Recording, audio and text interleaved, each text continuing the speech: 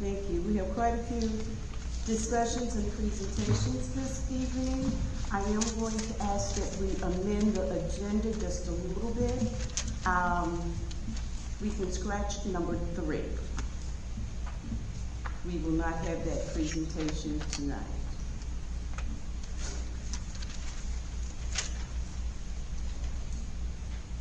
Are we expecting all of this? Fantastic. Let's move forward then with the AAA electric lighting. Jim Dolecki? Jetbaka. What? Jetbaka. Jetbaka. Oh, okay. I pronounced it. No, you can have a seat right. Oh, perfect. I enjoy things being from non-public speakers.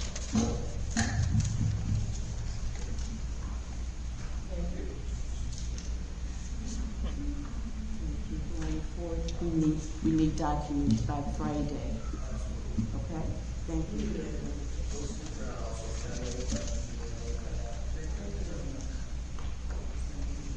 It is? Okay.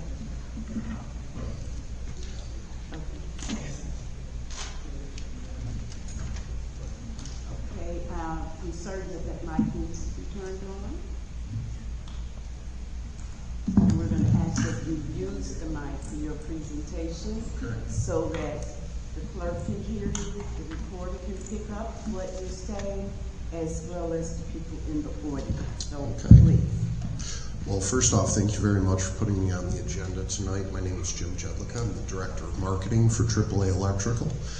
We are an SBA certified service-disabled veteran-owned business specializing in LED retrofitting, high and low voltage electrical work. I'm not going to take up a whole lot of your time tonight.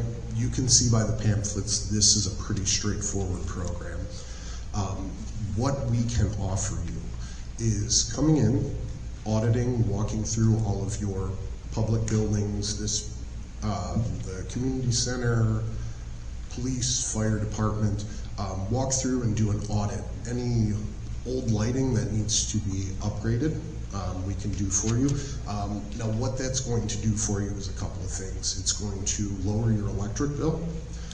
It's also going to make sure that there is no wasted energy. We will make sure that it's network controlled so that occupancy sensors, so if people walk into a room, it will automatically turn on. If there's no activity, it will turn off.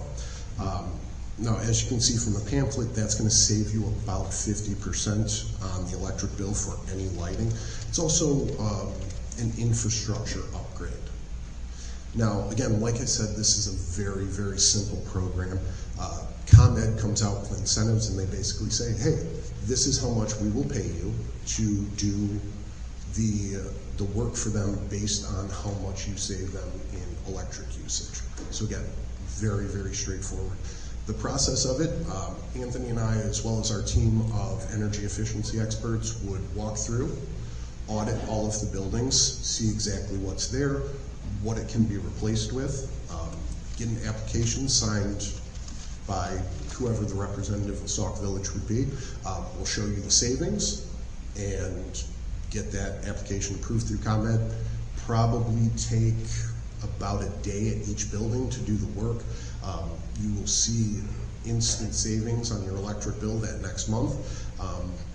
And then when we are done, we'll walk through it again, whoever the representative may be. If you guys are happy with the work, we'll submit a final application to ComEd, we'll receive a check, and everybody's happy. Now, there are a ton of companies that do exactly what we do. The reason that we feel we are best suited, a couple of things.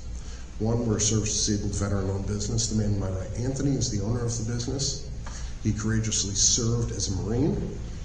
During his time, after he came out, he received a 100% disability rating from the VA.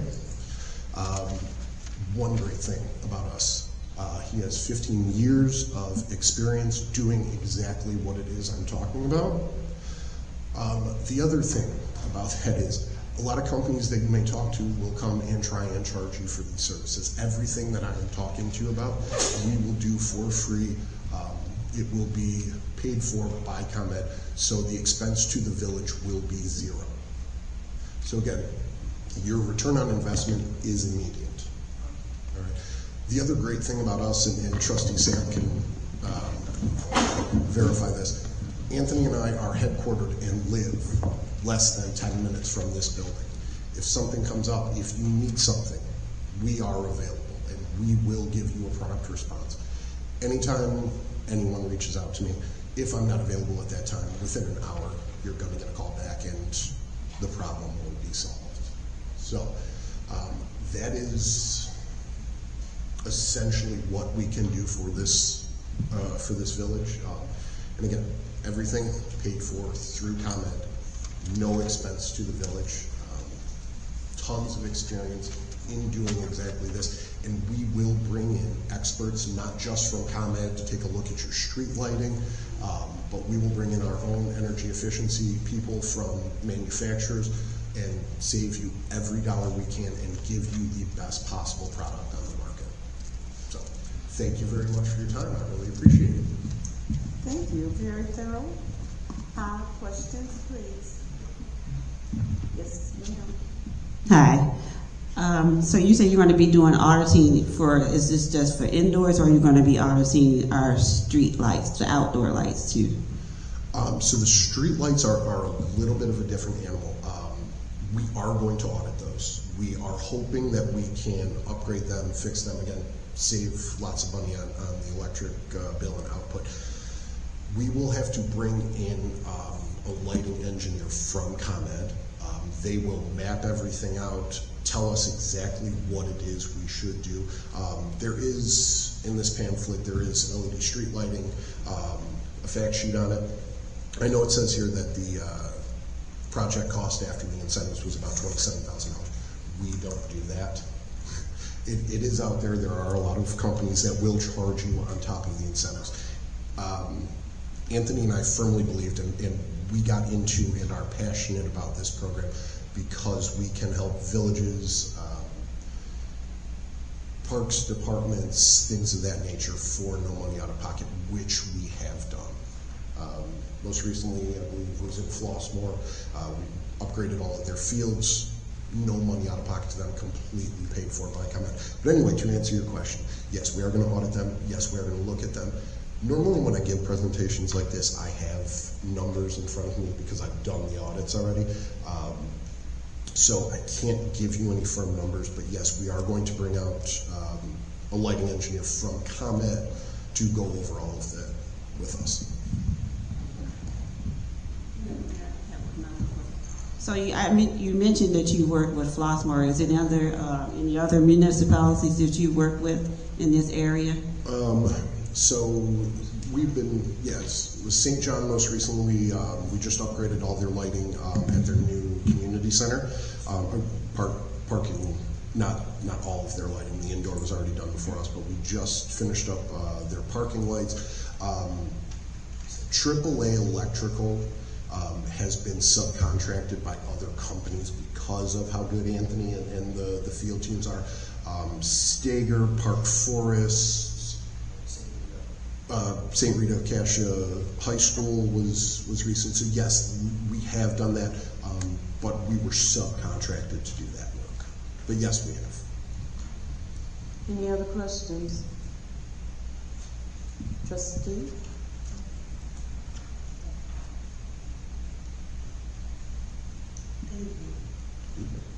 Is it on?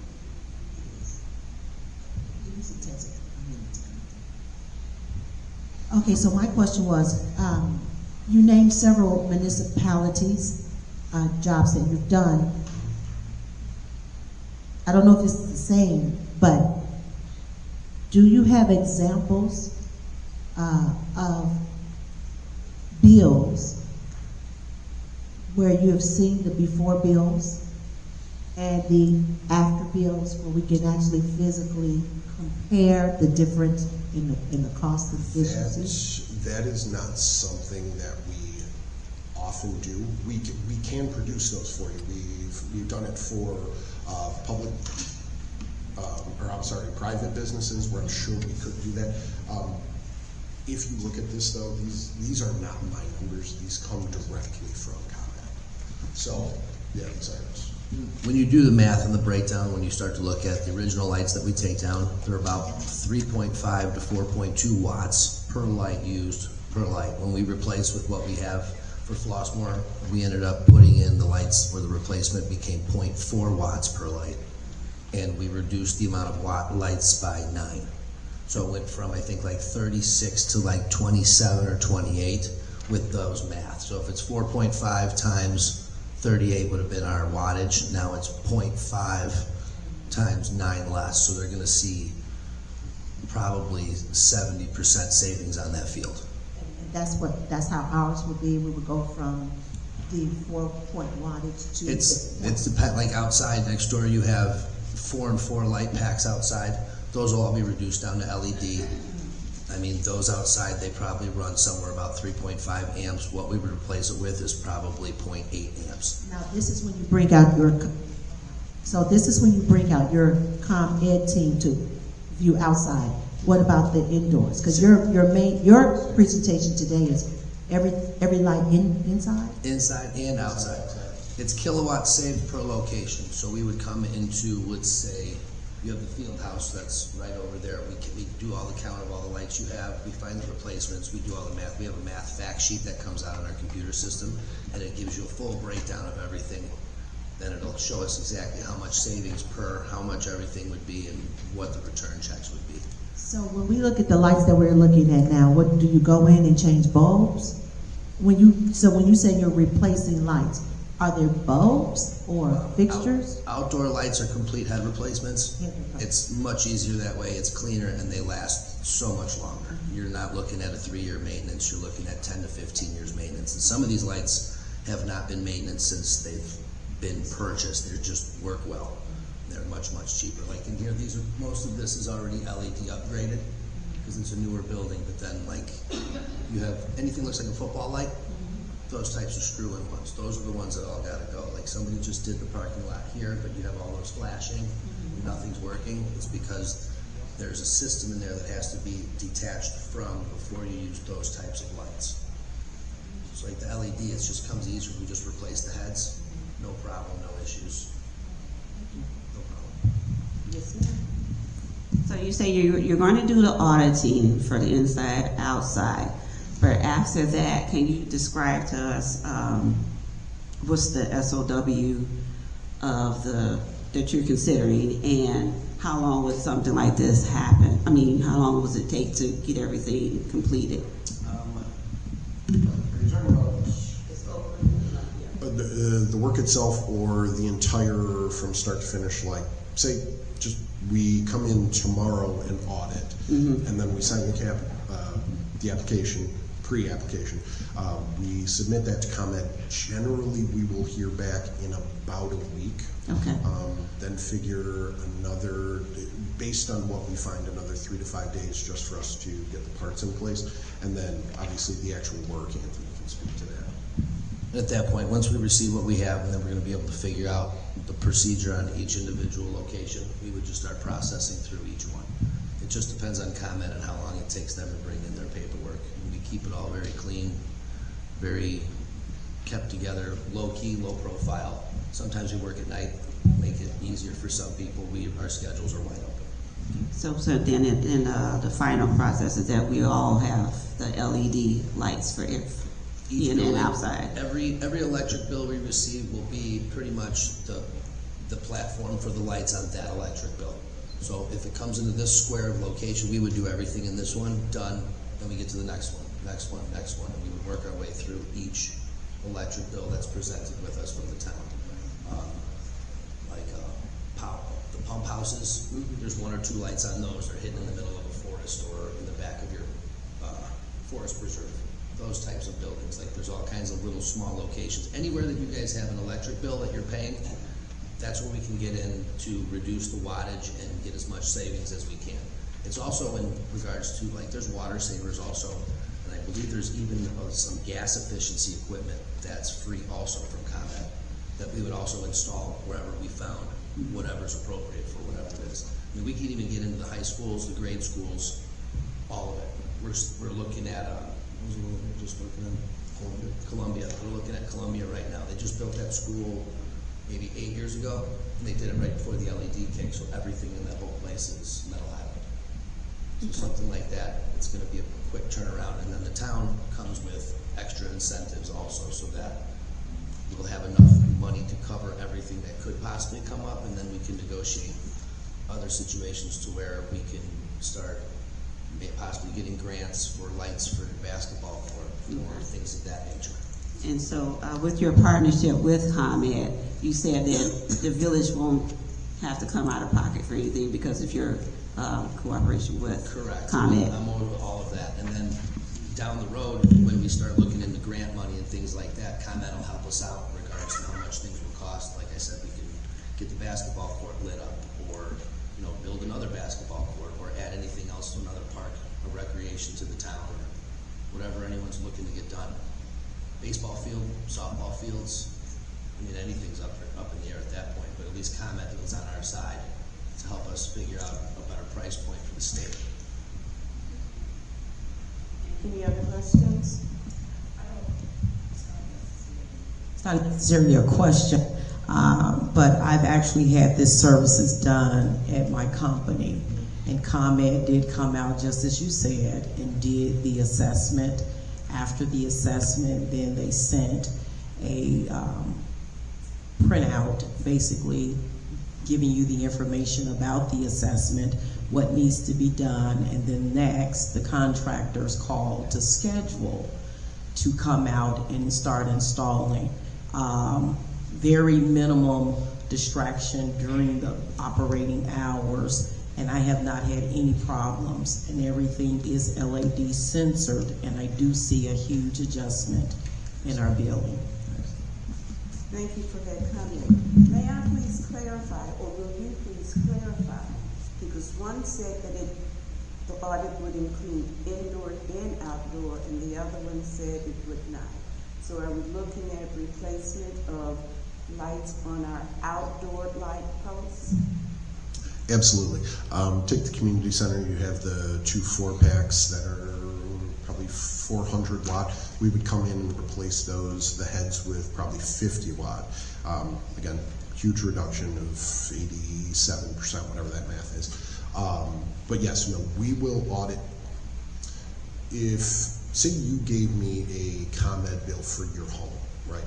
That bill covers that building, and you could have an assessment done of that building. So if you give us a ComEd bill, we will do an assessment of everything that ComEd bill encompasses. So outdoor, indoor, wall packs, on the outside of the building, every possibility, every nook and cranny of that building and that entire piece of real estate, we will do an assessment on. So it's both.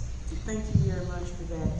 Now, it seems as if you're covering the municipalities. What about residentials? Because that's where we have significant issues with lighting.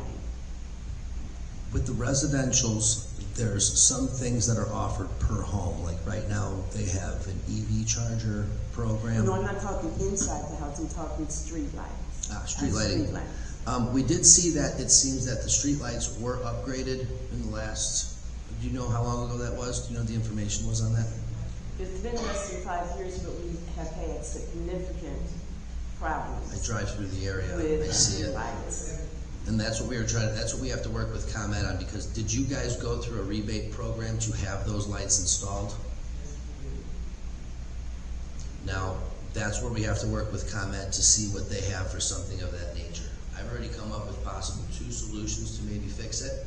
That would require some money, but it also depends on, let's say, once we get through the whole municipality and we get through everything else, there might be enough money left over to where it's going to kill the majority of the prices on the equipment that I think that we need to replace. I think they need shields. If we can get a reflective shield in there, I think it can double the light that's going to be on the street, because it's just not the right color. It is dim, but it's not, it's the actual power to engage the light at nighttime. And ComEd has explored, we've been through that over the last 4 or 5 years or whatever, but they're still not consistent, and our residents are facing total darkness in some of their communities. And so I would really like to see what we can do in our communities. Absolutely, we would attack that as our priority then, with something of that nature. If it's of that, if ComEd is already working on it, we would be able to press ComEd harder to get it done because we're physically ready to get involved. ComEd doesn't have to find a company to come in and be willing to play with it because we're already working with your municipality. So it would just make more sense to continue on with our, however we have it set up, because we already are involved in it. Because I don't think ComEd wants to bring in another company to be, I mean, it costs some money to work this stuff down as a smaller business. There is another company that's interested in partnering with ComEd as well, so I think that we will hear another presentation before making a determination. However, as I'm going through your packet, which is quite extensive, I see an application, and that deadline is December 31st, 2025. So is that when we have to have the entire application into you, or do we go with the audit first and then complete the application? What's the process? So the audit first, and what I can tell you about the incentives as they sit right now, and ComEd often likes to change their incentive. Right now, for public money that pays for the ComEd bills, there's an extra 50% of incentives that I believe runs for the next month. I'm sorry, I do not have the exact date, but I believe we have to have a pre-application in by, I believe it's November 12th. And you can see from the application that you have that we only know what the incentives will be through the rest of the year, which means we have to have our final application in by December 31st. Now, if we're talking about streetlights, several buildings, we are going to need some lead time to get the engineers and everything in. So the sooner that you decide to have us do these assessments and bring ComEd out, the better it will be for Sauk Village, because I just can't guarantee what the incentives will be at the end of next month. So. And some of these incentives can completely change. For some of them, they'll, like for public schools, it's like double and a half right now, and then it'll go away, and then they'll upgrade it for something else completely different, or refrigerators will get the extra 50%. It all changes. So, but I'm pretty sure that once we get the paperwork in, the signatures on the date that we get it done, that pretty much locks us in for that time of the contract, even if the work extends past the contract date itself. Do we have to submit the application before the audit? No. No, as a matter of fact, you're going to want us to do the assessment before the application, because we need to know what it is exactly we are submitting. We need to know what incentives we're going to use. How much is here, once we figure it all out, we have a lot of math to crunch these different buildings to figure out what the final incentives will be. Okay. Any other questions or comments? Thank you very much. Thank you very much. We are going to stick around till the end of the meeting if you guys want any questions. We'll be right here.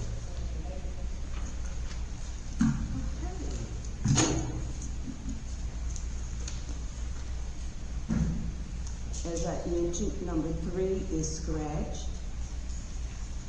I saw that Pastor Chris came in, and you're up next to talk about youth initiatives, sir.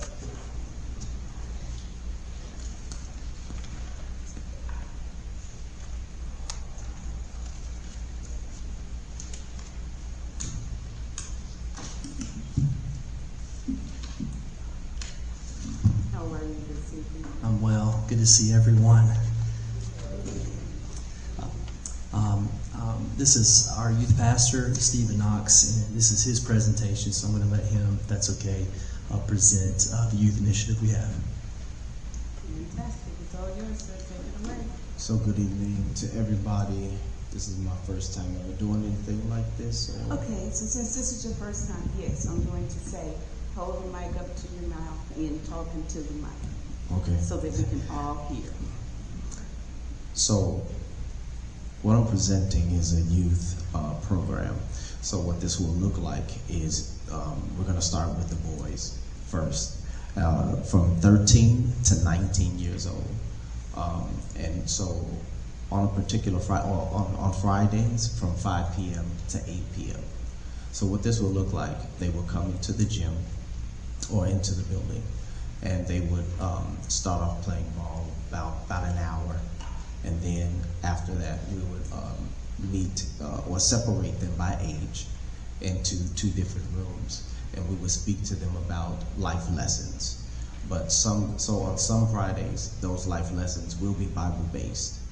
And then after that, we would come back into the gym, and they would just basically have free time just playing ball, and we would be playing with them, but also conversating with them. So we would use this as a time to connect with them. So my hope is that this evolves, and this causes these teams to interact with us, helping them to change their minds about what they're facing, what they're involved in, and things of that nature. I feel so passionate about this because it's needed. Because you be constantly watching the news about things that's happening with these youth.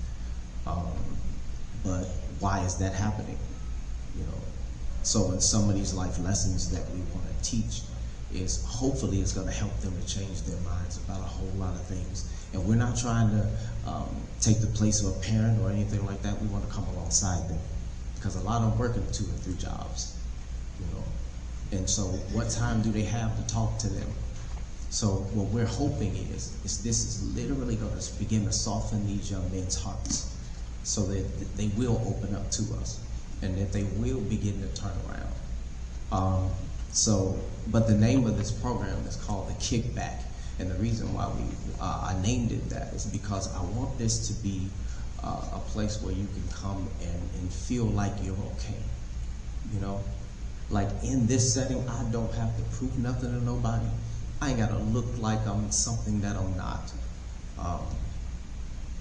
I'm just really hoping that we're able to touch the hearts and minds of these children, but it's gonna start in Sauk Village. And I'm praying that it's gonna spread throughout the Southlands. So you can, any questions? Thank you for that presentation. Are there any questions or comments? Trustee Sterling?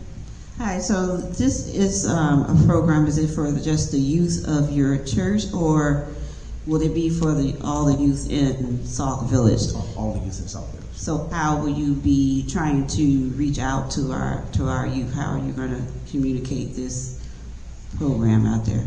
Oh, just like when we walk the neighborhood and pray, we're gonna be walking with flyers and talking. Okay. They're gonna see us, they're gonna hear us, we're gonna be out there.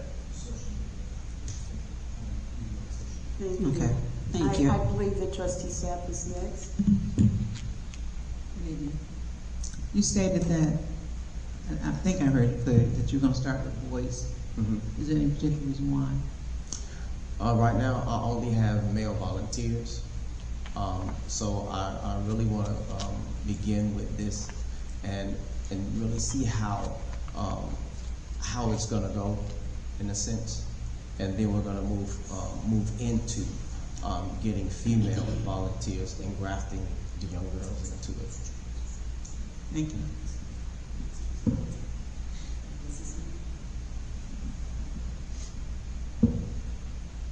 Any other? I'm sorry, I believe it is.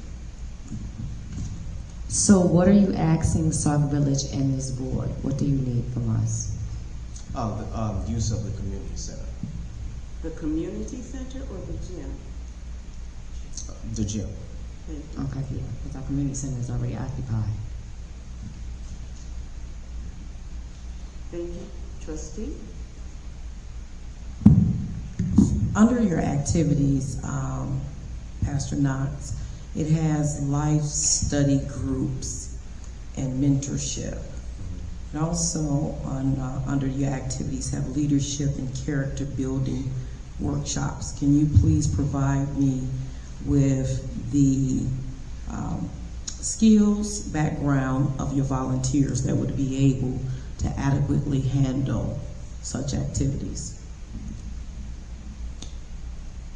To be honest, these are, I haven't gotten too deep into their backgrounds, but these are already youth pastors that's going to be assisting me. And Professionals, people who have experience in the professional world, their fathers with children. You know, these are volunteer church people that are leaders within their church and also have been successful in their careers and just care deeply for young men. Again, I'm a licensed social worker. So when I'm asking this question, because there may be issues when you say life study groups. Is this a research? Is it a part of a research? If things come out, if scabs are scraped, will you have people there trained to address those open wounds from these youths? So you don't want to, when youths come into a setting and the setting is comfortable and they feel safe, they may disclose some things to you. My question is, will you have people there that are qualified and skilled to be able to handle those issues if things come out? Yeah, that's a great question. Thank you for bringing that up. And yes, we're ordained ministers, 20 plus years of ministry experience. My wife was a licensed therapist, so we do have professionals that, and that's what we do from a church setting as well. When we have issues that go beyond the help of a local church, we try to connect them to social workers or therapists and so forth. So no, great question. I appreciate that. Absolutely. trustee? Good evening, pastors. The question that I have is, would these teachings or these mentoring programs please denominational center or non-denominational center? So will we be dealing with a church teaching? no, so some of the things that we'll be talking to them about is like effective communication and responsible decision making and things of that nature. So only sometimes I may come up with a reference to the word of God. So like some of these things will refer to it. So just like I'm talking to you, I might bring up David and Goliath or something, you know what I'm saying? So in other words, I'll pull something out of there to get my point across. And the only reason why I ask, because our community is so diverse and everyone doesn't have the same spiritual background or belief system. And so I wanted to know if there was a universal, inspirational type of teaching you would do.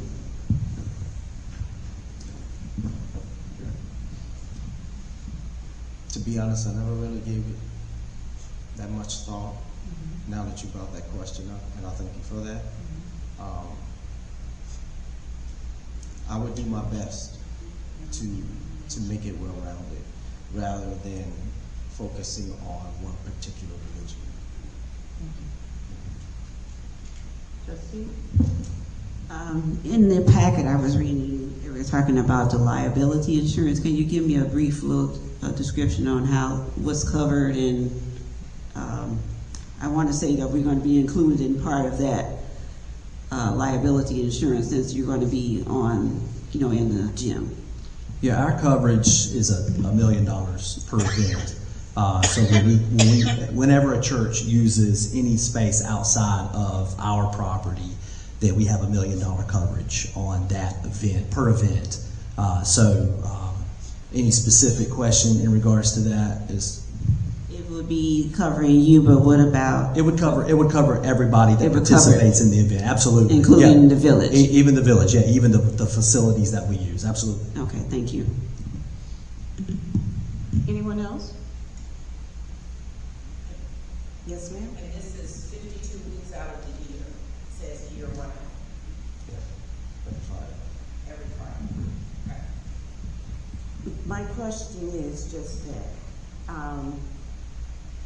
52 weeks, I'm certain not counting some of the holidays. However, are you open or amenable to staging this on a day other than a Friday? And the reason why I say that is our community center is almost like the nucleus of our entire community, and our residents usually rent space there for their special events and outings on Friday, Saturday, and some Sundays. I would not want to see that their socialization is compromised as well. Okay. So that's why I'm asking, can we consider another day of the week? Yes. Mayor, I don't know if you forgot that we're already renting the community center. The only thing we have available is the gym. And then the gym is occupied because basketball season is coming in for Coach Green. That's taken into consideration. I thank you for that. But Coach Green generally does not use the gym on Friday. Basketball season is about to start, and I'm one of the coaches. So usually we have basketball practice on Fridays. That's something that we're gonna have. Okay. So what you're saying basically coincides with what I'm saying in terms of the use of the facility. Thank you. You was talking about the community center. I'm talking about the gym itself. The community center is already rented to the restorative justice. I'm reminding you. Not from 5 to 8 p.m. Okay.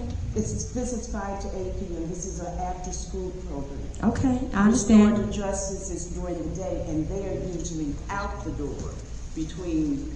I was just reminding you that we already rented that. 4 and whatever. Okay, but thank you for your consciousness. So I'm going to go back and ask if you would consider another day of the week other than a Friday.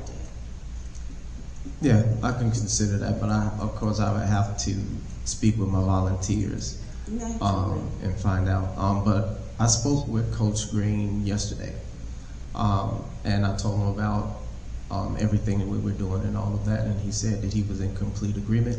But he did say he would communicate with you first. You know, he said it's fine with me because he said that we don't have anything in Sauk Village for the teenagers.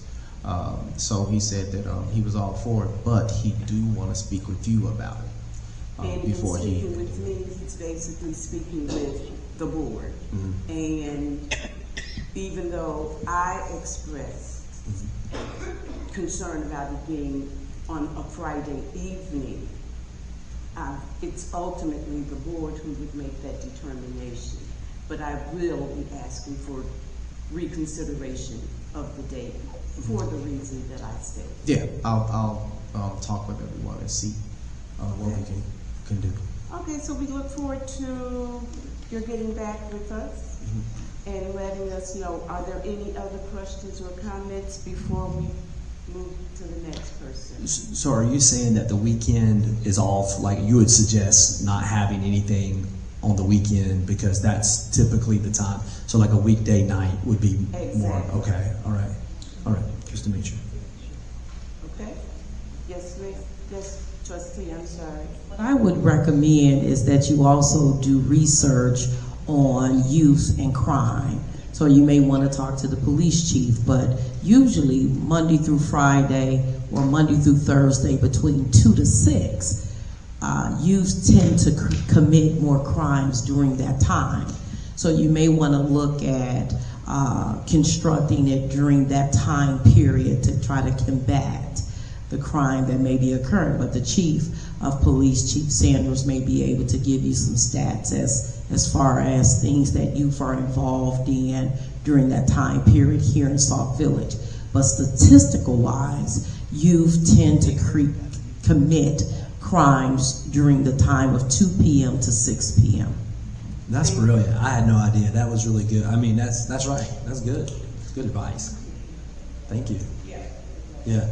Oh, yeah, that makes sense. Okay. Anyone else? Yes, trustee. I do want to commend you.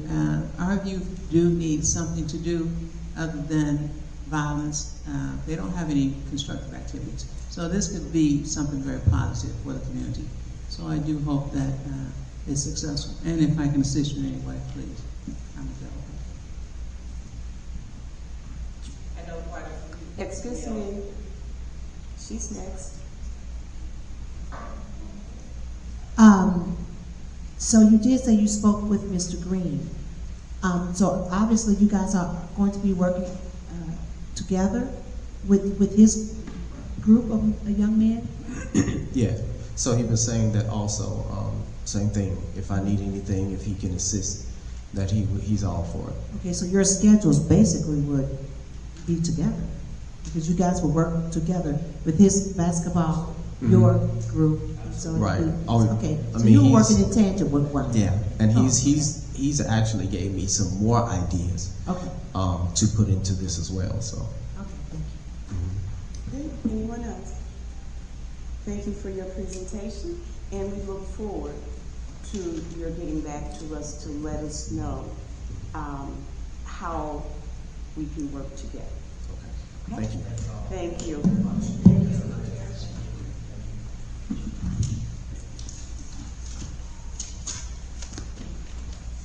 The next presentation will be for a much-needed resource that our village has, and that is to hear a presentation from Christina Lewis relative to a premier Bubbles laundromat. Is Ms. Lewis here?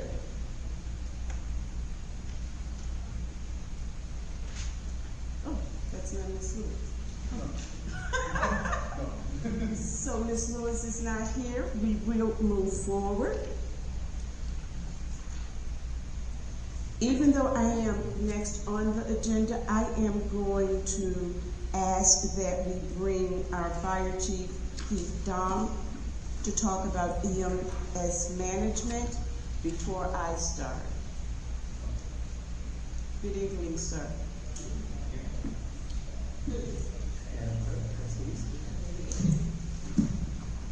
Okay, I'd like to talk a little bit tonight. We're looking to purchase 2 cardiac monitor defibrillators for our 2 ambulances. We currently have a Zoll cardiac monitor defibrillator in ambulance 5132. It's older, outdated. We're looking to replace that and add another one for the new ambulance 5133. We compared a couple different monitors. We compared the Stryker, which has the LifePak, and we compared Zoll with their new monitors. The firefighters and the paramedics that reviewed them, excuse me, found that the LifePak monitors were easier to use, quicker to use, and then when we compared costs, it's actually cost less. On the last page, Stryker gave 2 payment plans, one a 6-year, one a 7-year. The 7-year requires the last 2 years of financial audit data, which we do not have. We were pre-approved for the 6-year, which provides 2 LifePak 35 monitor defibrillators, as well as 2 Lucas devices, which does CPR for us. The benefit of the 2 Lucas devices is if we're working a cardiac arrest, it does the compressions for us. They don't get tired like the paramedics do. If you've ever done CPR for more than a few minutes, you get fatigued rather quickly. So that's included in it. The Zoll monitors, and I apologize, I don't have the data with that, but they had a 10-year pricing at $279,000. So this is less money, and we get the Lucas devices. They have a trade-in for our one Zoll monitor. The sales rep said, keep the monitor, there's nothing we can do with it. It's junk, they can't do anything. So even though it's listed as a trade-in and they're giving us a discount for the trade-in, they told us to just keep it. So what we'll get is the 2 LifePak 35 monitors, the 2 Lucas devices for the CPR, 1 for each ambulance. Monthly payment over the 6 years will be $2,944.24 for a total of $211,985.28. One thing I am going to ask is, even if we're not committed tonight, the price is going up on October 15th.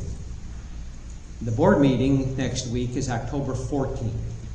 Kind of puts us in a bind to get it signed, so I'm asking that the administrator or the mayor be able to sign saying we are interested in purchasing this.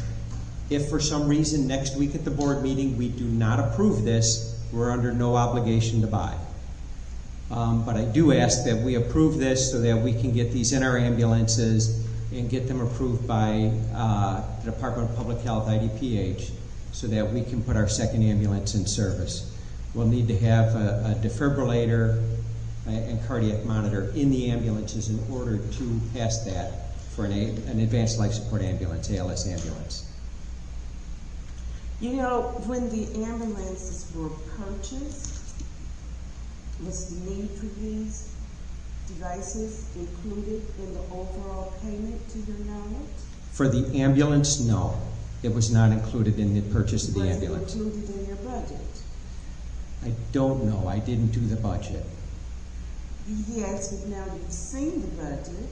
And it is not included in the budget. Thank you. That's what I was asking. Okay. Okay. If it was in the budget. Whew.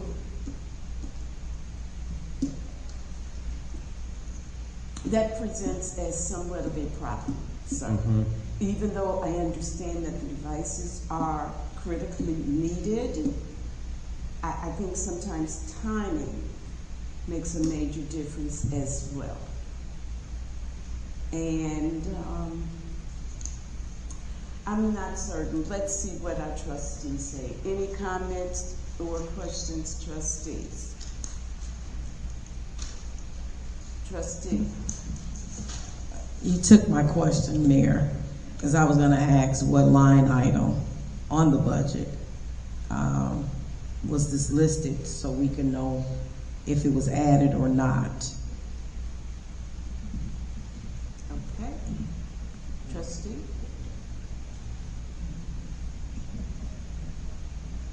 You did mention 2 audits. So you mentioned option 1 needed to show 2 years of audits, but not option 2? The 6-year plan is already pre-approved. The 7-year plan would require the last 2 years of audit. Which of course we don't have, so option 2 is actually out. That one's out. Now, my other question is, do you have any more funds that you received from billing that you can use? For the EMS billing, Yes. the amount coming in should be able to cover this, yes. So that means we wouldn't have to go through the general fund. We can go through Through EMS billing. which when we do it that way, it doesn't matter if it's budgeted or not, correct? It would still need to be budgeted, and it would have to be a budget amendment. It'll be a budget amendment, so we can put it in, but it'll be funds that's already existing. Coming in from EMS Coming billing. in, not in, but coming in. The funds come in based on The billing, right? The ambulance runs. So once we answer a call with the ambulance, then we get reimbursed for those. So that money is ongoing. So that's how that operates. correct. So if that, right, so if it's ongoing, it's almost guaranteed money, you're gonna always have ambulance calls, and you do have a spreadsheet of monies you receive through ambulance calls, correct? For ambulance billing, we do Billing. receive that monthly.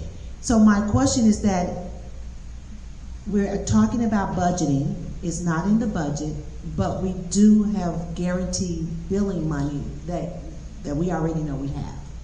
So my question is, do we have to deny this, and can we approve it because of the billing money? I'm going to ask that you be mindful that the 2 ambulances that we just purchased and put into use, not even, both of them haven't even been in use for even a month yet. Those were purchased based on funds from the ambulance runs. So I think that we just need to do, and because it is such short notice, that means then that you're going to have to do some research for us very, very soon. And that is, how much are we paying monthly for the 2 ambulances? Then how much will we have left over for the defibrillators? Okay? And do you have those price points for me now? I don't have them readily available. I can have them for you by close of business tomorrow. Whatever you can do, that would be great. I know that I saw your hand raised, trustee. I kind of touching on what you were saying, I was going to say that too, but then because I was like, what you saying, the money coming in from the ambulance runs, that's not really, is that not really guaranteed money? That's kind of like an estimate of what you think may come in? So we've been receiving $50,000 to $70,000 a month. But is that a consistent thing that you think you're going to have come in Do I each time? anticipate that? Yeah. Yes. Yes. And that's after write-offs where they're uncollectible. I do anticipate $50,000 to $70,000 every month for EMS billing. Okay, I think it would be great what Madam Mayor was saying, if we can get that Yes, information, and- we can kind of determine. And then when we can What run we our can do. second calls, last year it was over $200,000 that we were unable to bill for second ambulance calls because they had to go to another community. So like South Chicago Heights and Crete have been running our second ambulance calls. That's I believe last year was about $230,000 in ambulance revenue that they collected that we did not. Because that was from when we were sharing the ambulance, I think it was, right? I think No, we were that- sharing, they were helping us out as far as when we were down to that They one. loaned us one, but I think he's trying to say. Yeah, the something. second ambulance call, we're not going, they're responding. So when they respond, they're able to bill the same way we do. Okay, yes. Okay, thank So you. that's lost revenue we weren't able to collect. Trustee Burns? So basically, now that we have 2 ambulances, we don't have to use a secondary call, Our hope is that we can reduce the number of times we have to call mutual aid. which will bring more revenue. Yes, there's times where we're gonna have 3 or 4 EMS calls going at once, where we won't have a choice but to call, but we wanna run our first 2 ambulance calls. Trustee Zach? Actually, Good evening. question. So the money that you get in from your ambulance runs, is that all dedicated to the fire department, or do you have to disperse some of those funds somewhere else? The EMS billing goes back into the fire department, And no place else? no place else. When did we discover that we needed these defibrillators on the new ambulances? When did That was come known about? when we ordered the ambulance. We have to, in order to have an ALS ambulance, we have to have the cardiac monitor defibrillators. Thank you.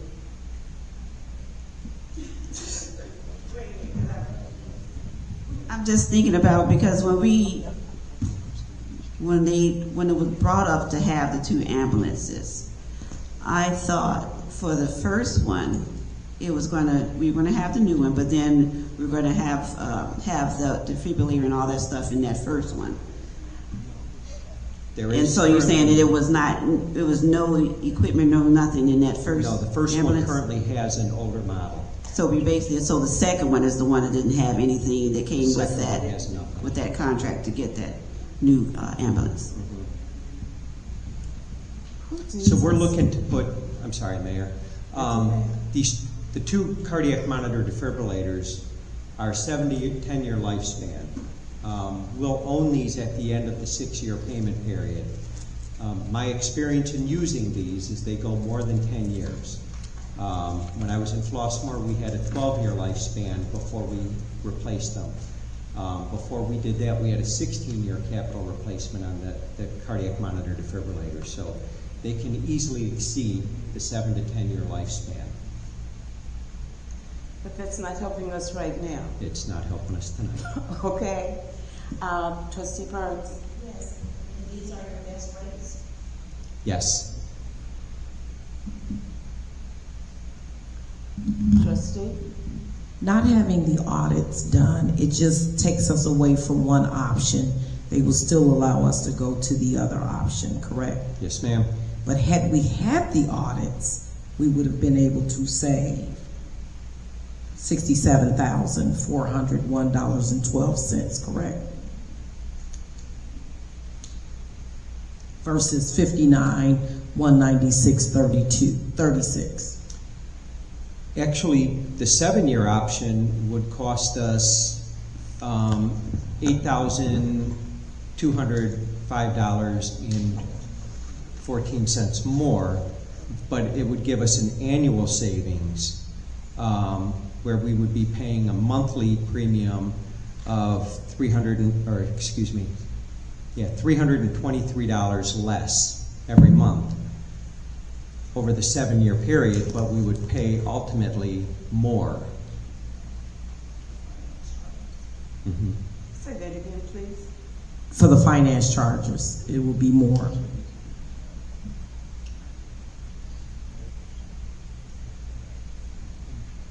With this one, I would like to just get a feel for your willingness to move forward with this. It's not a vote, but I just need a feel of how, because evidently this is due when? The price increase goes on October 15th, so we would have to have this by October 15th. So we will have a meeting, another meeting. A board meeting on the 14th. That's what I said. Yes, Trustee Burns. According to what you're saying, we need to do this paperwork by tomorrow, so we can determine the actual bill. As you said, and I remember these conversations with you, and money is guaranteed, the billing is pretty up. So according to what you said, with the reporter tomorrow, Thank you. Any other comments toward that? Any other comments at this point? Know that, sir, and I know that you've only been here a month. In fact, tomorrow is your 1-month anniversary with serving as the chief. But know that, to the best of your ability, it is the expectation that items like this is not thrust upon us at the very last minute. However, you've shown willingness that you will do the necessary research to provide the trustees what they need in order to make a informed decision. So I do appreciate that. Yes, ma'am. I certainly will. Last question. yes, because it is next week, or maybe the 14th, if we have to get it decided, then will it be okay for us to do a consensus? Will it be consensus?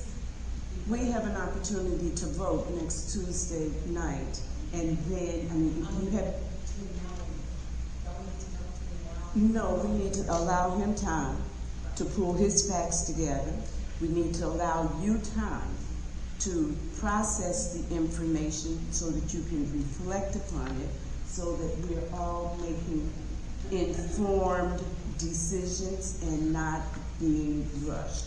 He said that he would have the information for us. So, my suggestion, have your paperwork ready, just in case. Trustees, grant your approval and we adopt what you're asking. So that then, the clerk and I, we would come in on Wednesday morning, and that would be the very first point of business that we would do. Okay? I will have that Is for you that tomorrow. fair? Thank you, Mayor. You're Thank you, welcome. members, trustees. Yes. Is there a resolution or a contract or anything where it needs to be approved by the attorney? Yes, yes. And who's going to ensure that's done?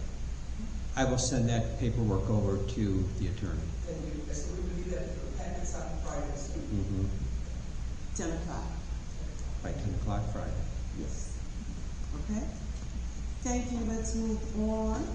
We're making very good time, and I'm not going to be before you long.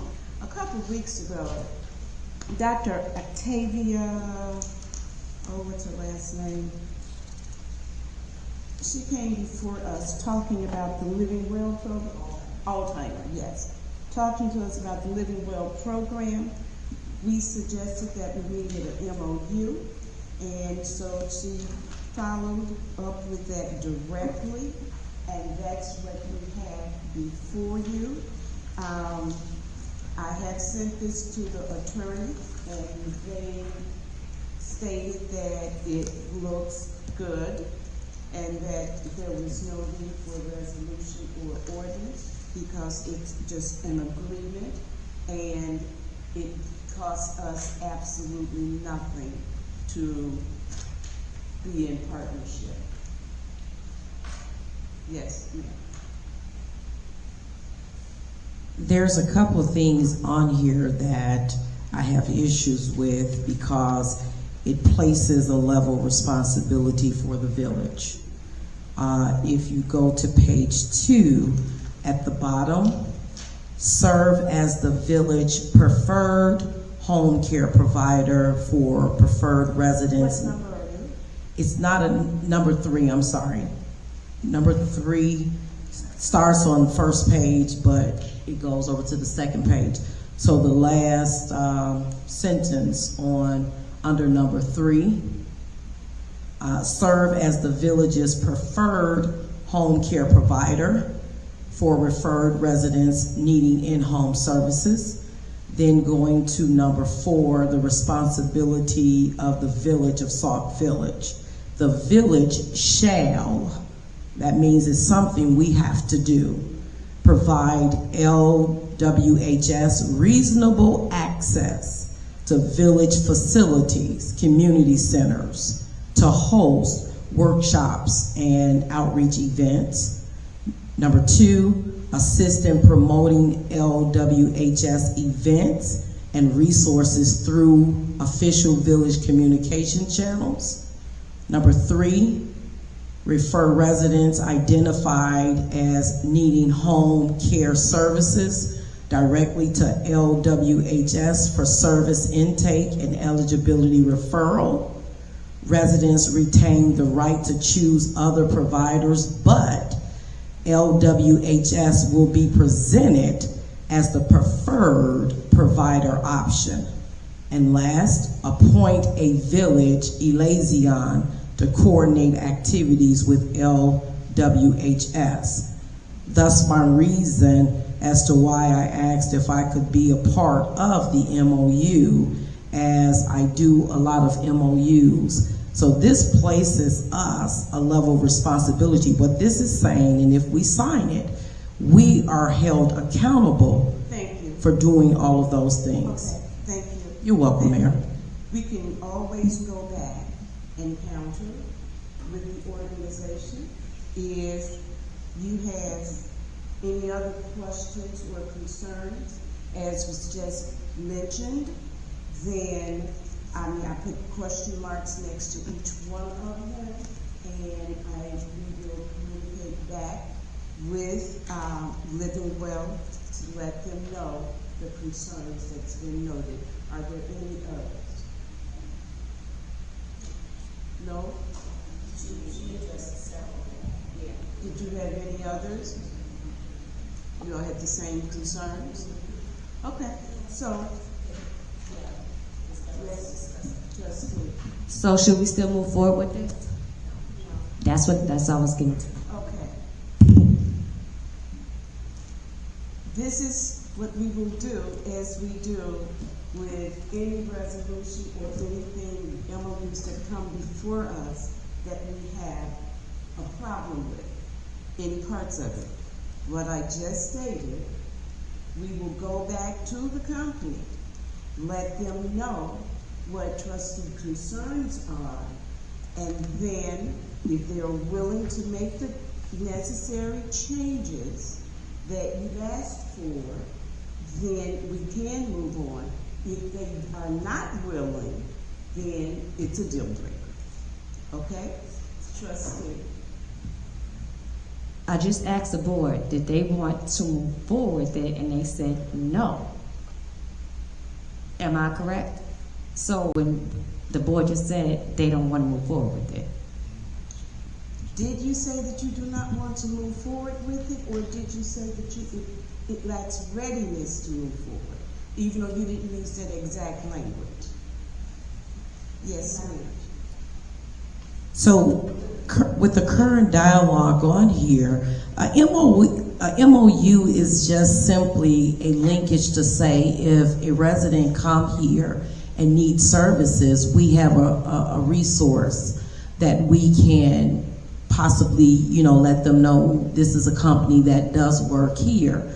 But with the language that's currently, I'm not ready to move forward with that language, so it needs to be redone to remove the level of responsibility for the village. And that's what I just said, that we will go back to the company. Yes. And express where you have question marks, and those question marks are your concerns. Yes. And to see if they're willing to remove them.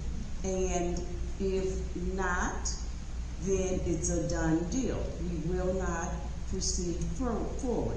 If you look on our website, I'm not certain if we still have a couple of resources like this. It used to be on the right, and those people never even came before us. They just sent it to us, and we didn't have an agreement. I didn't think that we would be doing too much more than that. I mean, it's just like when you have a number of contractors and businesses. When they ask us to make referrals, we usually do not make referrals. If they ask for a list, we can give them a list, but they're making their own decisions and determinations. We're not in the business of referring, okay? That's just passing on the information. So you're absolutely right when you question some of the responsibilities that's identified here. So that's why we can go back to see if they wanted to use the center or here to do an outreach to our seniors. That's a service, and that's a resource that would benefit our residents. So I don't have a problem with that, but it definitely would determine how many times they would want to utilize our center, and it would definitely have to be dependent upon what we have going on already. Okay? So, yes, ma'am. Okay, so as far as for Living Well, my question is, okay, so you all have hit a few factors of what I was thinking. But as far as for her home care, that's what that is. As far as just referring her, that right there is fine. What exactly is she trying to bring to the table? Because there are plenty of companies, like you said, Addison, we have different is she just trying to use Sauk Village name? I mean, because what is the presentation here as far as for her? Just using our facility? It doesn't, well, what And she she was has- asking was not just to use our facility, she was really asking To reach for out to the some residents. more, she was asking for more of us. To be a part of events that we're throwing, to get her business out there? I mean, I understand that. What exactly is she to bring in to us? She said that she would conduct educational workshops for village residents on fall prevention, caregiving support, healthy living, provide outreach, and I'm not gonna read all of that. Because this is a part of her job that she's trying to present for us to pass out to the community. Okay, I don't think that was a question that anyone asked her when she presented. You did ask. And do you remember the response?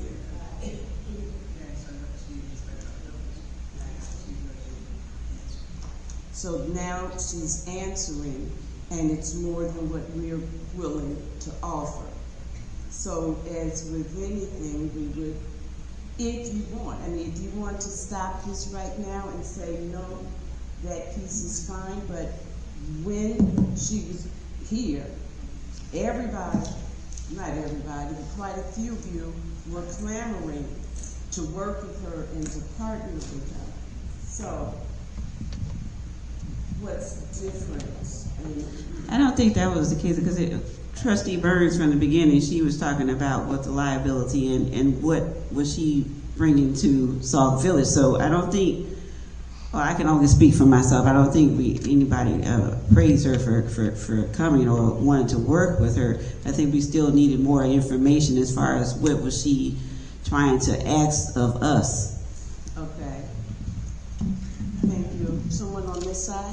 Yes, so, I have my red hand raised because, yes, we would like to work with her because it's gonna be beneficial to some of our elders that needs that extra assistance, who doesn't know about it.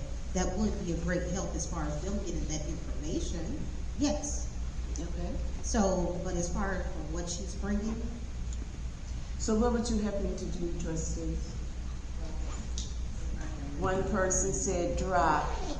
Are all of you in favor of just dropping it? Or- I'd like for her to now bring back to her our level of responsibility, for her to let her know this is not.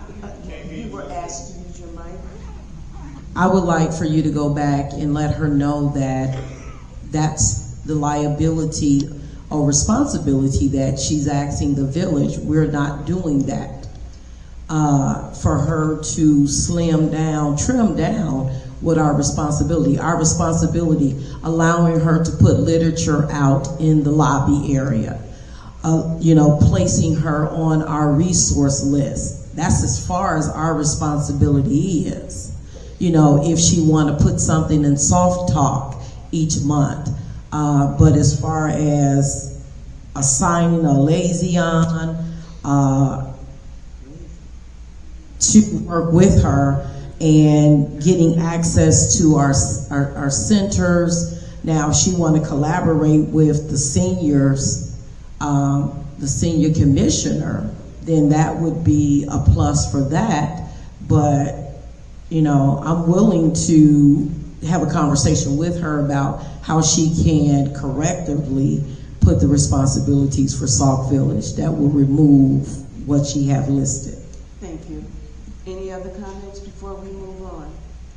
Trustee Staff, you have the mic in your hand? Okay, anyone else? So, again, because I want to get this right, what would you have me to do where this is concerned, this MOU?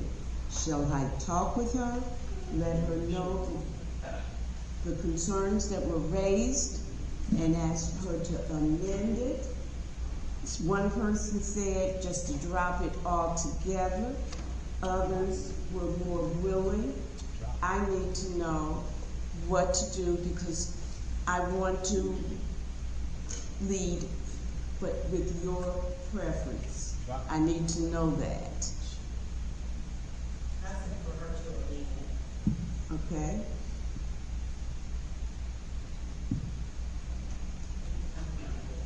No, she declined. I'm willing for us to go back and amend the memorandum. Thank you. I concur. I would like her to really look at this and reassess it. I'm sorry. I would like for her to go over this again and do a reassessment. Thank you. I feel like that she should speak with the young lady at the senior center and collaborate. Yeah.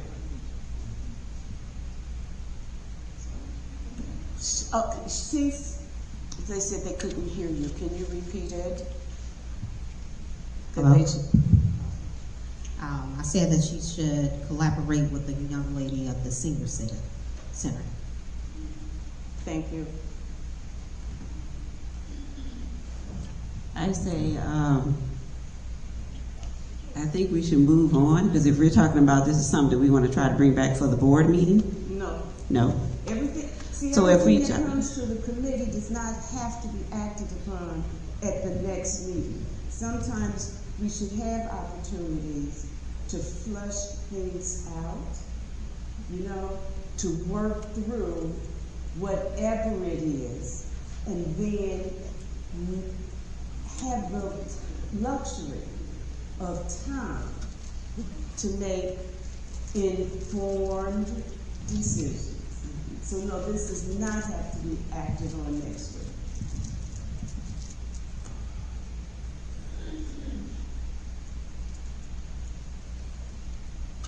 Okay, so if we give her the opportunity to change her language, just in this MOU, I think we can allow her to do that. So you're saying allow her to amend, okay?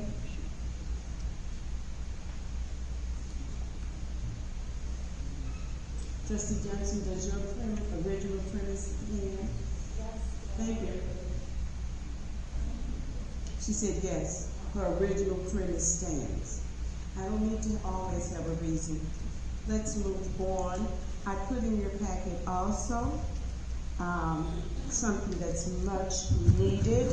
It is recognizing Juneteenth as a holiday along with the other villages, states in the United States. I gave you a little bit of history in there. Know that also Juneteenth is something that both, that's come up in negotiations with both unions, and they are seeking that as well. But I'm bringing it to you because I think that it's the right thing to do. When they first begun this holiday, I was under the impression, and I was the clerk at that time, and a couple of you were trustees. We were under the impression that that was the route we were going, but the then administration stopped it at just giving a resolution on behalf of Juneteenth. I would like for us now, did I bring the other sheet? I didn't bring the other sheet. Us to recognize it as another holiday. We would not be giving up any of the holidays that we currently have. The only difference would be in terms of cost impact. We're looking at, I think, $17,000, but don't quote me on it. I got that information today, and evidently I left it on my desk, so please forgive me.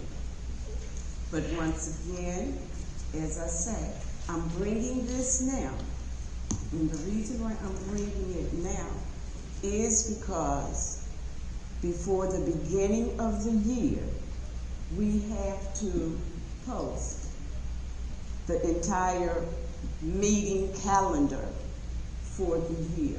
And that's usually done mid-November, beginning of December. So by me bringing it now, that still gives us time to go through, make whatever amendments or changes that you would like to see to this document, and then pass it, and then we would still have an opportunity to present our annual calendar as decreed. Yes, ma'am? Mayor, I have a few things that I would want to do. This is, we can make some changes on here, Yes, right? So I have a few things, so should I just, it's too many to be reading tonight, but can I just forward this to you and clerk, Madam Clerk? I think that the other trustees would. Well, yeah, I'll have it then she can just, disseminate it too. Mm-hmm. Yes, ma'am. Would you do that? Yes. Thank you. Those of you that will want to communicate on the points that she will be raising, and or if you have your own, please communicate with us. And we're not giving you a deadline for it because this is not an immediate piece of legislation that needs to go forward like yesterday. We have time, okay? The last thing I'm bringing you, yes? No. I'm sorry? We have more than that. We have more than 6. We have, I know we have Christmas Eve and Christmas Day. We have New Year's Day. We have King's Holiday. We have Veterans Day. We have Labor Day. No, we have Memorial Day. We have the 4th of July, Thanksgiving. So the only 2 ones is just, I was going to. If you look at the resident handbook on the website, you'll see it shows the paragraph.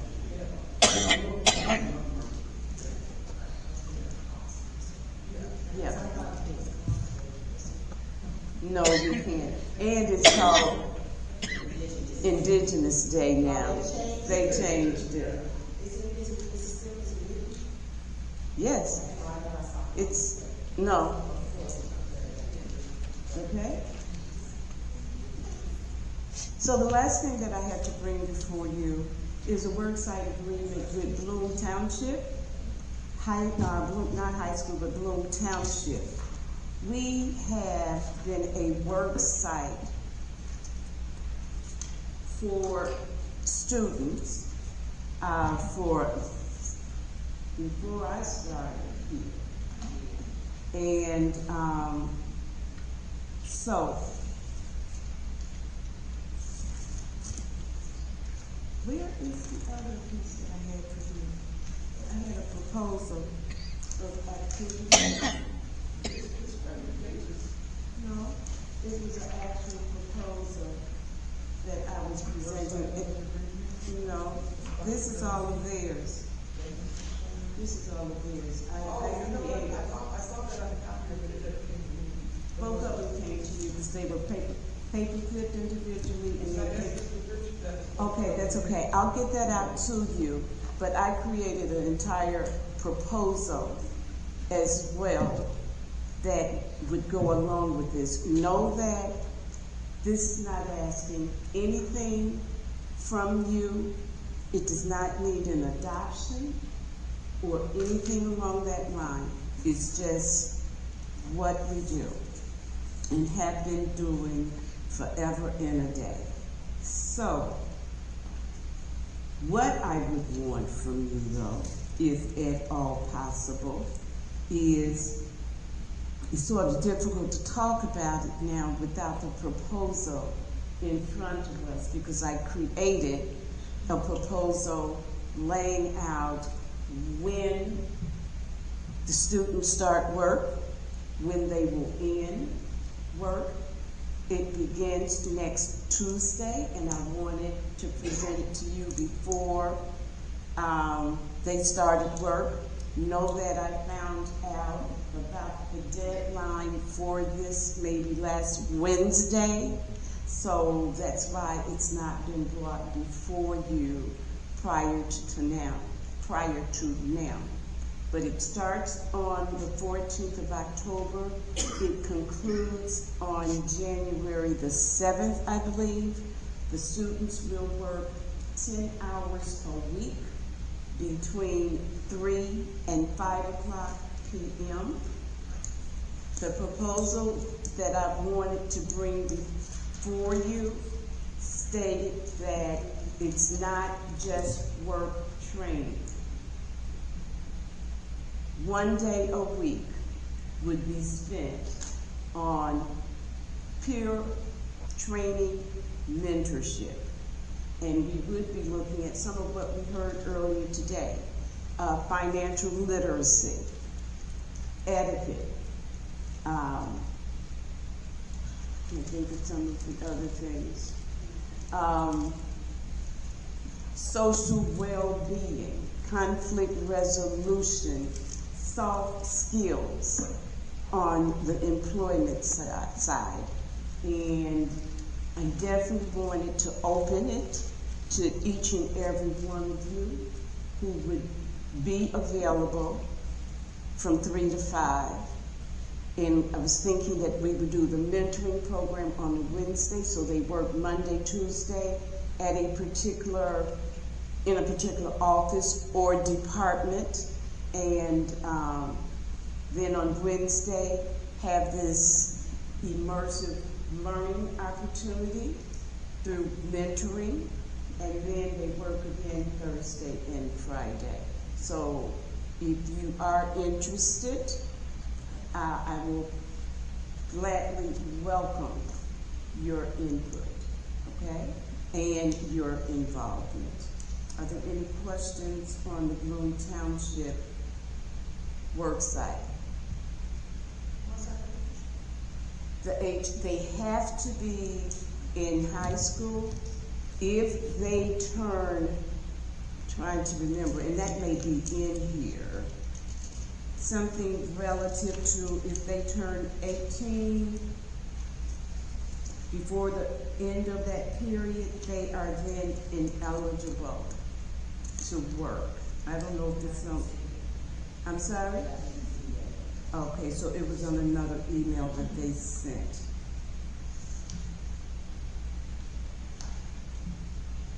So basically,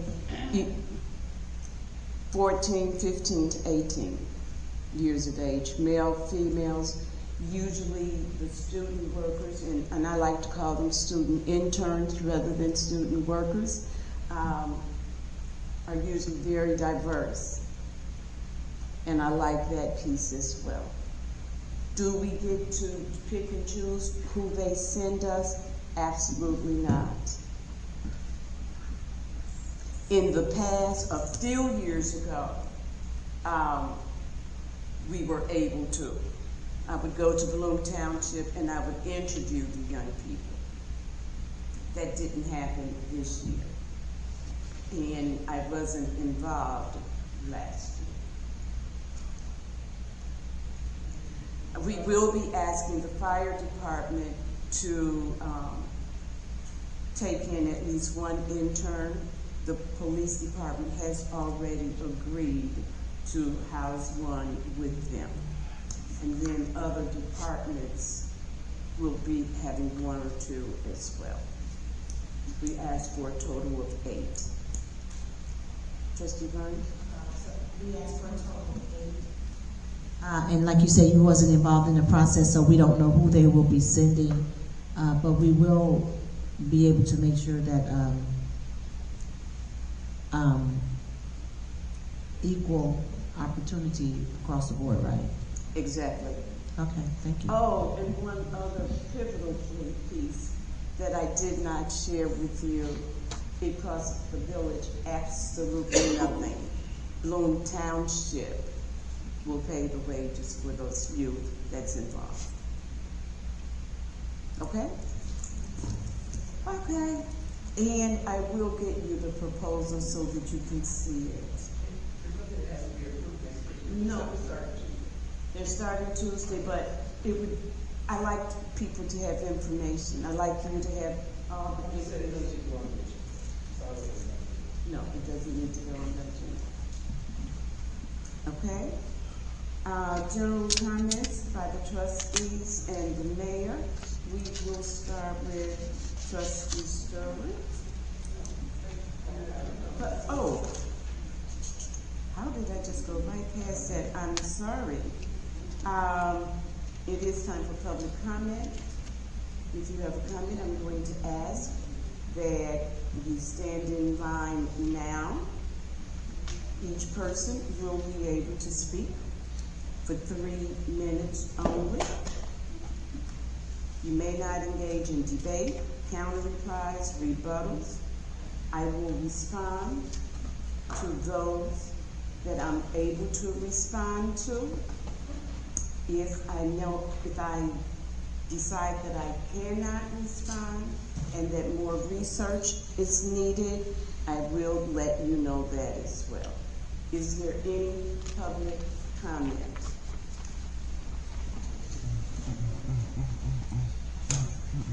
So right now, I see that we're going to have one person. I see 2 people. Will there be any other individuals giving public comment? We have 2.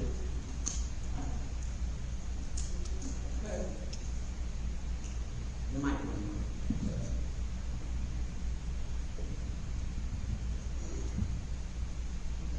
I'm Francine Anderson, and my comments today are centered around your agenda.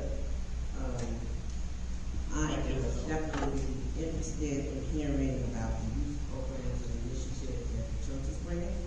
I thought it was very thoughtful, and definitely are in need of a pilot program that can be used by others. We have numerous churches here in the village, and it would be wonderful if they combine their efforts and would continue to impact our youth. I am definitely concerned about the Juneteenth approval, because once you approve it, like you said, that's a $20,000 per year for the persons that we employ to have that holiday. Did not realize it when I voted for Martin Luther King, and how much money that encompasses to allow the staff to be out to have their holiday, and the monies that it will take. The fire department, EMS. I don't think we can rent everything off the monies that we are making coming in from the building, and I would hope that we will work at equipping the ambulance as soon as possible so that we can get them on the run. And there's no way we should have bought ambulances if we had no intentions of equipping them. I think for the other citizens and anyone who might get ill in Sauk Village, that it would be great if the fire department had all of the equipment that they need and can use immediately. The purpose of getting the ambulance was because we wanted to service more citizens, and I'm hoping that the citizens will get excellent service as they have been from the fire department, and the equipment was definitely well needed. And if I remember, it was mentioned that the ambulances were not going to become completely equipped, and there would be asking for equipment in order to run the 2 ambulances that they have purchased. So I would not like to see the ambulances just sitting there and not provide any services for our citizens. The next thing is, I look at the dates on this municipal list of sponsored events. I don't see anything for Halloween. And I believe Trustee Johnson has been doing something for as long as she's been elected. And I'm interested in understanding why we're not having anything for our children.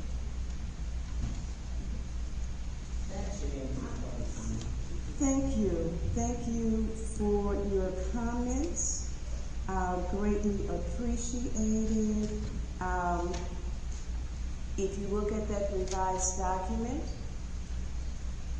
in terms of the save the date, it states municipal, whatever it says.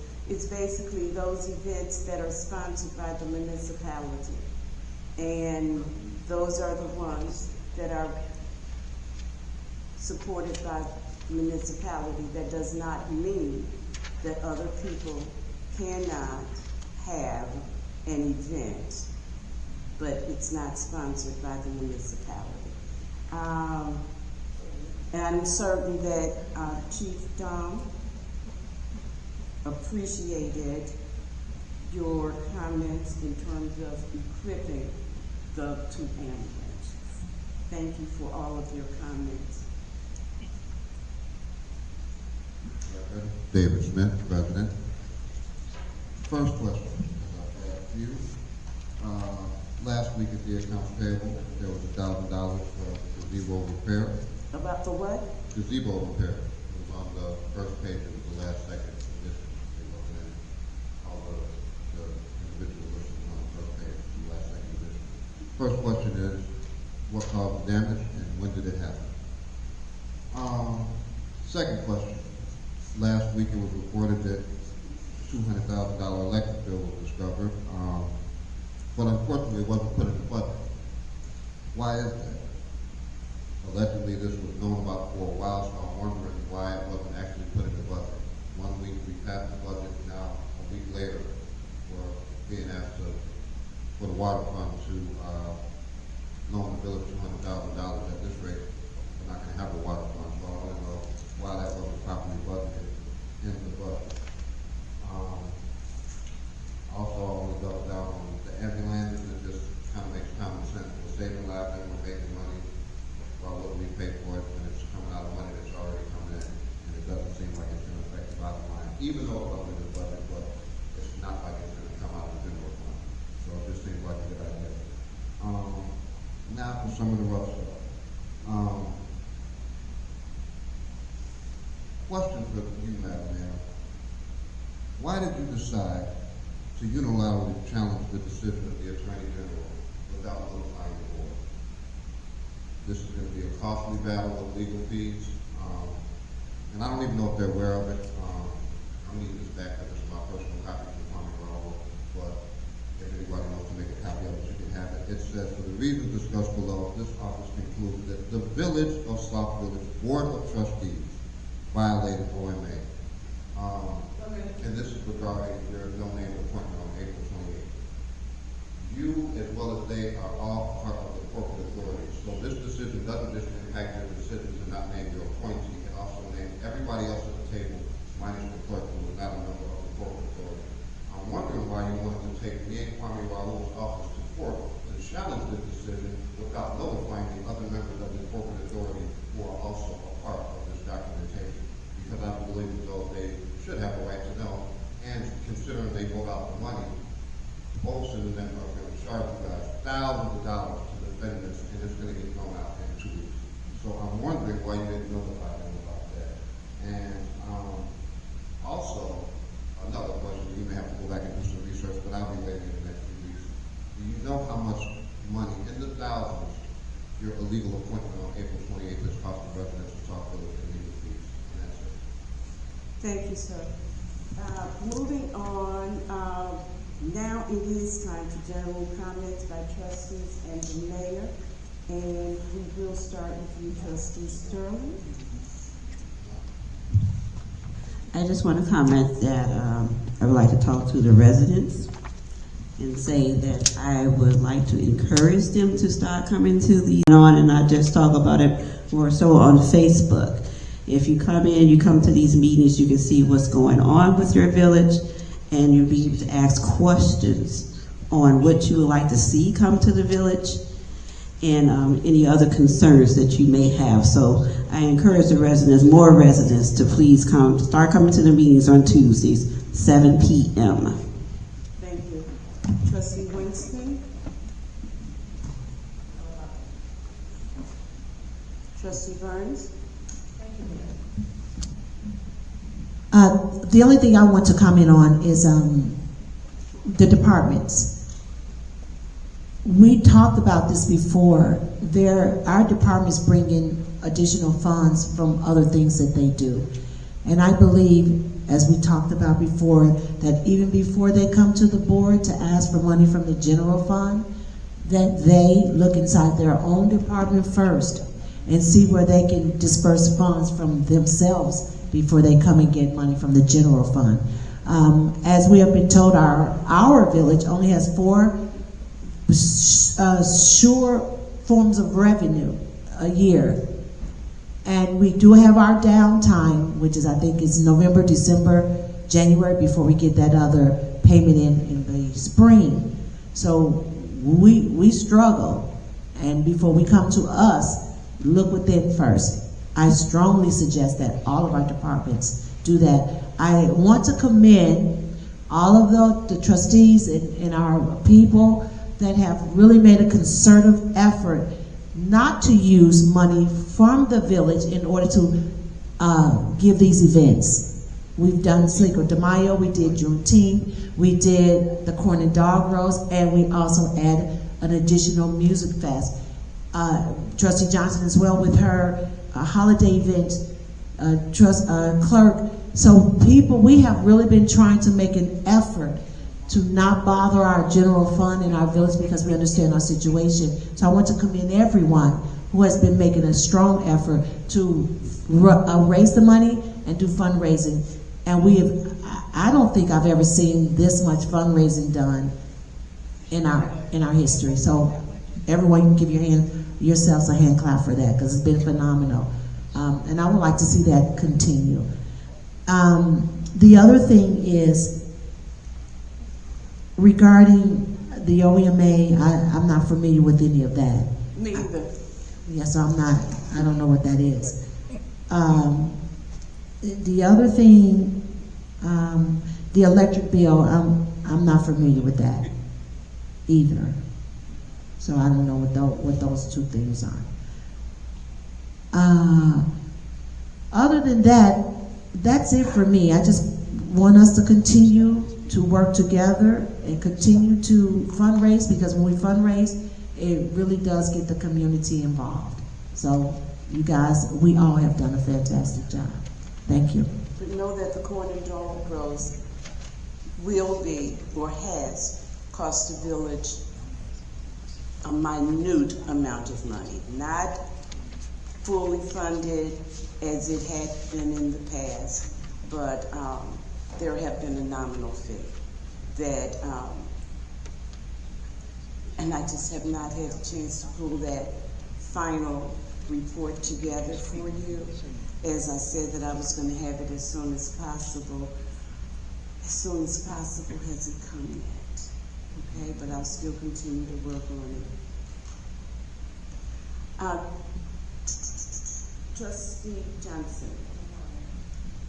Trustee Sauk. Good evening, everyone. I simply want to take the time now to thank AAA Electric for their presentation. And hopefully we will be doing something in this village. If not, you guys, we need some light. So, hopefully it'll come through. Trustee Jones. So, I wanted to talk about IUA. And also, I do recall that day because that was the day of our inauguration, and I didn't even know how to vote. There was no way. It was said fast. I remember that. But IML was phenomenal, okay? Very informative. Very, very informative. I have a little something. I didn't get to write a whole report. Go ahead. Don't hit me. No, I'm not. I'll have to later. But I've learned to prioritize integrity and ethical conduct, avoiding legal repercussion in all actions, understanding and adhere to laws and regulations, and promote transparency and accountability. This has been truly an honor, being among so many dignitaries who had so much to say and share.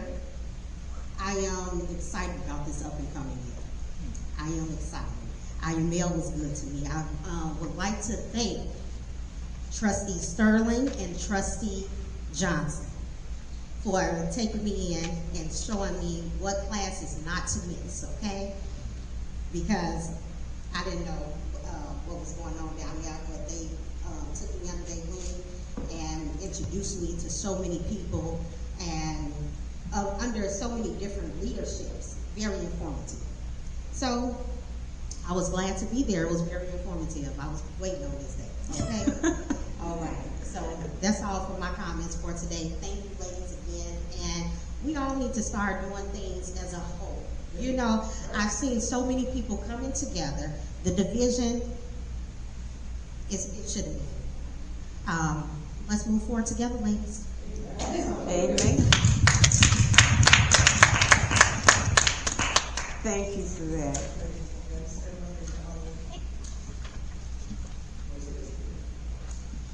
Yes. Okay. The Halloween event, October 25th, as the mayor stated earlier, the village is purchased with library. She is getting her table set up and her recliners and everything set up. Nobody has corresponded to say whether or not they're going to be attending.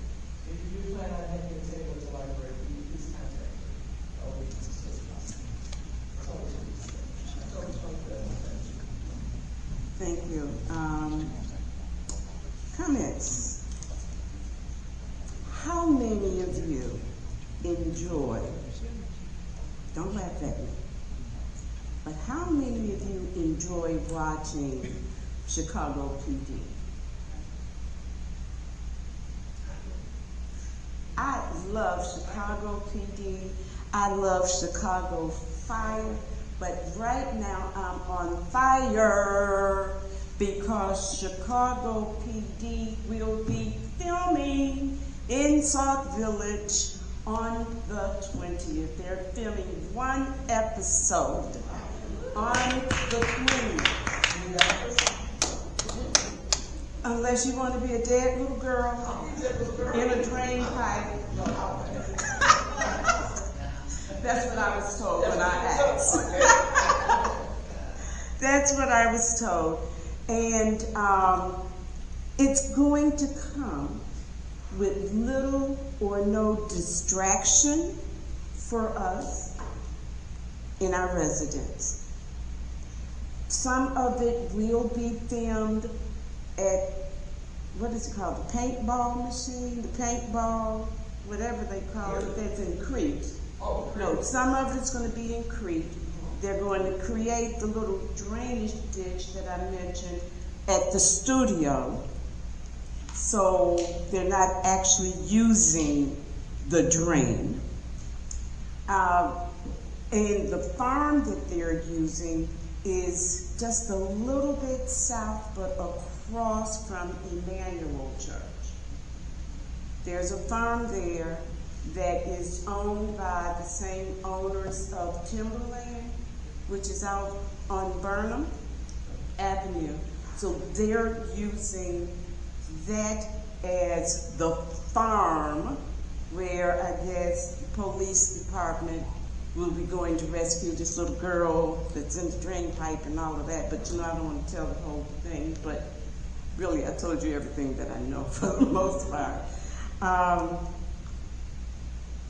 They will use St. James or the school parking lot on 223rd, and they will bus the actors and actresses from one location to the other, even though it's not that far. They will utilize a couple of our police because they want it to be authentic in Sauk Village uniforms with our cards and everything, and they are willing, they will pay for 2 of our police, because if they're on duty, then naturally they can't be in the film. So it will be calling on some of those that would be off during that period of time, and so they will pay them overtime. Okay, isn't that cool? I can remember some other episode, not with them, but someone else. That was Chicago Fire? No, we're talking here. What's that? It's a crazy show. It was here, because they staged at, but it was a few years ago, so it was exciting, you know, and everybody waited to see us in the episode, whatever. Don't forget, I just told you that when we, no, because really, it was a polite, they were being polite by asking and coming, and they will be presenting to us a certificate of insurance. They will do whatever they need to between the school district and them, because they're using their parking lot, and the farm that they're using, they're working with that owner, so that's a contract between them. So there's really little or no involvement other than the police. So the streets are going to be shut down on those days? No, they said that they don't anticipate the street being shut down, because the farm, when they're out here, the farm sits all the way back, and they will transport the individuals from their cars that's parked in St. James to the farm, or from St. James to out in Crete, okay? Say what? There's something that's called a site locator or whatever, and he just drives from town to town when they say that they want to do something in the country on a farm. So we were country, and they found the farm, okay?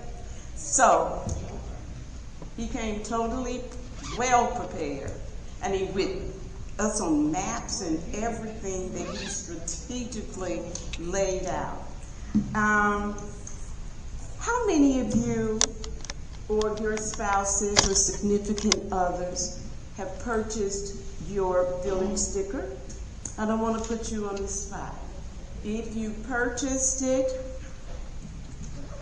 typically trustees would get the lower numbers, okay? Number 1 goes to the mayor, number 2 goes to the clerk, 3, 4, 5, 6, 7, 8 would go to you. Well, there's still 3 left in the container. So because there were 3 left in the container, there's no way for us to know who, so you didn't have to fess up. But you would have gotten an official seal as well. So I don't want, no, I'm going to put the official seals right there. And if you need one at the end of the meeting, I'm going to ask that you take one. Sir, you would qualify for an official seal as well, okay? Because we never know when you're going to have to drive your personal vehicle into town or whatever. So you qualify for one as well. And that concludes what I have to say. Typically, no. But do you have more than one vehicle? Do you have one? You got yours. Okay, you have yours. You don't. Don't lie. You just said you got one. Oh. Oh. Okay. Well, we'll have to work through that, how you're going to handle 2 cars. I've never had to deal with that before.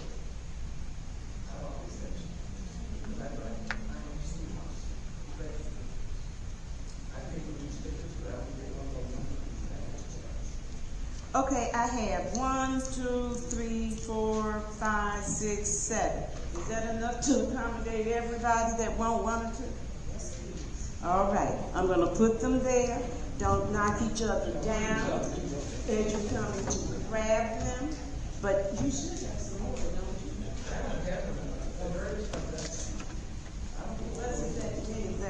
Okay, but may I have a motion to adjourn? It's been moved by trustee Johnson and who? Trustee Sapp, second. All in favor? Aye. Thank you, everyone. Have a wonderful evening and thank you.